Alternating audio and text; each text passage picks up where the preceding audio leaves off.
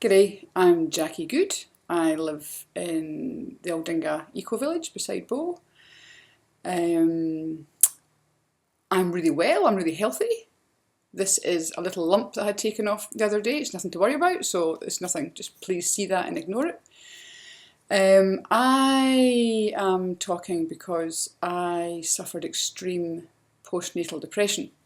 Got a little boy who's now 7.5, Rooney. Love him dearly, he's an absolute treasure. But when he was born, first of all, I went through a really rough labour. I decided to go for an independent midwife and I was aiming for a home birth. And I allowed myself to be on the ride. I didn't really think about what I was doing or where I was going. And in hindsight, I think I made some really bad decisions. To cut a long story short, my waters broke on the Wednesday and Rooney was born on the Monday morning. So long time, and eventually went to hospital, which was great. It was a great experience. And the doctors removed my boy and that was fine. Came home a few days later and Rooney wasn't feeding. He couldn't latch on properly because he'd been born 3.5 weeks early and he couldn't latch on easily. And he was very thin. He was very underweight. So he was pretty unhappy.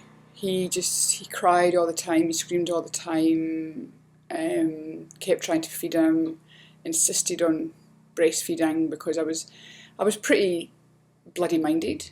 I wanted to do that because I believed it was the right thing to do and anything else was not the best for him. So to cut a long story short, I persevered with breastfeeding for 5 months and trying all sorts of different tubes and techniques and expressing constantly. Rooney hardly slept for those 5 months. He cried most of those 5 months and it really affected me very badly. I didn't realise at the time, this is now that I know the very interesting thing about depression. When you're in it, you don't know it.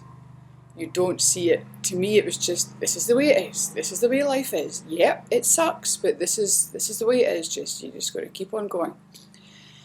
And it got really quite bad. It got to the stage that I went to, also Rooney's weight, he was on the lowest 10% of what's recommended, so he was very skinny. And then I went to a Settling Your Baby workshop. Toby and I both went to a Settling Your Baby workshop and it was a one-on-one with a midwife. And she was a lifesaver because she spotted that there was something wrong with me. And she sat me down and she took me through the questionnaire that they put you through. And I said yes to everything. So she got me on the phone immediately to the ACEs, who are the mental health nurses, and I had a great conversation with them. They came down the next morning and had a big chat. And 2 days later, I was up in Glenside, which is a mental health hospital in Adelaide. They've got a special ward just for postnatal depression. It's called Helen Mayo House. And it is the best place. It's absolutely amazing. I've got nothing bad to say about it. It basically saved mine and Rooney's life.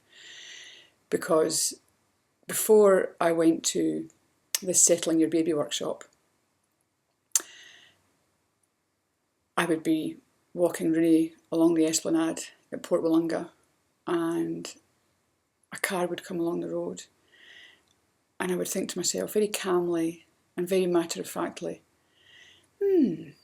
maybe this is the car I'll push the pushchair out in front of. Or I'd be walking on the beach because I would just try and escape from anything.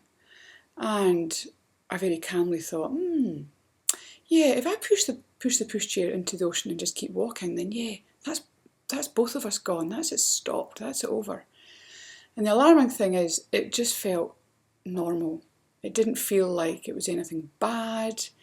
It didn't feel like, oh my God, how could you have these thoughts? And that's what's really concerning, because people think it's only really bad people who harm their baby or do things to their baby. You hear of things on the radio or the television, I used to think, oh my God, how can someone do that? Now I hear it and I just think, oh my God, nobody helped them. Nobody got to them before, because they must have had postnatal depression. I'm a very normal person. I'm not a crazy person. I'm not I don't have anything majorly wrong with me. I'm just your normal average person. I run my own business. It's a busy business. I manage that fine. I'm very capable. It's not that I'm, some crazy person. So it can happen to absolutely anyone. But it takes someone outside of the person who's got postnatal depression to spot it. So I guess what I'm really here for is to say, if you have someone in your life that you think they're just acting really strangely, really out of character for them, they're not coping. For example, when I was going through my extreme postnatal depression, before I got help, I couldn't decide which way to turn round. Would literally be standing in the kitchen thinking, oh my God, I've got to do something, but I don't know, what am I doing, where am I going? And I would stand, I would turn round and I would get it was the most bizarre feeling. It was just, the brain just did not work. It was working overtime and everything else.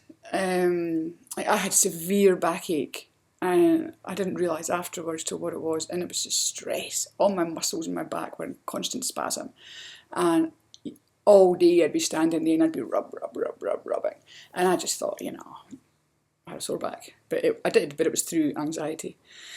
So to go back to Glenside, when I got up there, the psychiatrist was amazing. Felt really comfortable with them, felt really safe, was just very honest with them. They put me on pretty full on medication, a few different tablets, and I stayed at Helen Mayo for 3 weeks, and Rooney was able to stay with me, and my husband was able to come and stay whenever he wanted. We had our own room, like a motel room. It was actually really nice. Glenside grounds are beautiful, lots of big gum trees, and Rooney stayed in the nursery most of the time at night, and it was wonderful because they taught him how to sleep, because he did not know how to sleep. So they taught him how to sleep. He got put on medication because it turned out he had reflux, and that's why he screamed all the time, because he was in constant pain. He vomited any milk of mine that he managed to get up. So they gave him medication for reflux. We got him in a bottle, and he started to thrive. It was amazing. He changed into this lovely little boy. And I stayed there for 3 weeks, and I came out and I saw a psychologist every week for months. And 7.5 years ago was then. Now I'm still on medication, very different medication, very mild, but I've been left with anxiety. I wouldn't say I had depression anymore. There's still some days when I can feel myself starting to go under again, but I'm able to see it and grasp it and get myself out of it. I'm still on my anti-anxiety medication. But the breakthrough for me was earlier this year, so February 2013, my psychologist, I've got to make sure I get the right one, my psychologist suggested that I stop having coffee. Now, I was drinking between 2 and 3 double shot coffees a day, and I stopped immediately. She suggested that, and that was in February. I have had 2 anxiety attacks since then. Now, I used to get anxiety attacks every day, little ones or major ones, and anything in between. So it doesn't work for everyone, but if you're an anxiety sufferer, just try cutting out the coffee, because I will never drink coffee again, because why would I? I feel like a great normal person now. So, yeah. So if you know someone that's acting really oddly, Don't tell them to pull their socks up. Don't tell them to get over it. Don't tell them, anything like that, because they can't. They don't even know they're doing it. So, suggest they perhaps go and talk to their doctor, because if I hadn't gone to that workshop, Rooney and I probably wouldn't be here right now. So you can really make a difference. Okay, thanks for listening.